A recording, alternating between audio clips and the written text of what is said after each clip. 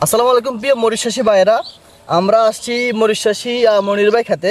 তো ভাই, আপনার খেতে সমস্যাটা কি, আপনি কি দেখতেছেন? এই মাকড়সা পোকা গলা আছে, ইয়ার হাতা জিজরে হয়ে যায়, হাতার সমস্যা আছে, গাছ বই যায়। তো প্রিয় চাষি ভাইরা, আমরা বুঝতে পারলাম এই জমিতে মাকড় এবং থিপস আছে। আর মরিচের মাকড় এবং থিপস আসলে মরিচের কচি পাতাগুলো কুকড়ায় যায় এবং কি গাছের বাড়তিটা কমায় যায়, গাছ বাড়তে পারে না।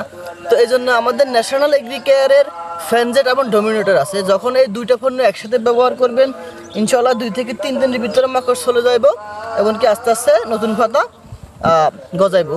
তো এরপরে মাকড় যাওয়ার পরে আপনারা এনইসি গোল্ড স্প্রে করে দিবেন।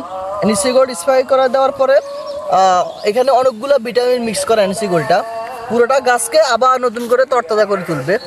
তো মনির ভাই, আপনি ন্যাশনাল এগ্রিকেয়ারের ফ্যানজেট এবং ডোমিনেটর ব্যবহার করবেন মাকড়ের জন্য, আর এরপরে আপনি এনইসি গোল্ডটা স্প্রে করে দেবেন, দেখবেন আপনার ক্ষেতটা ঠিক হয়ে যাবে।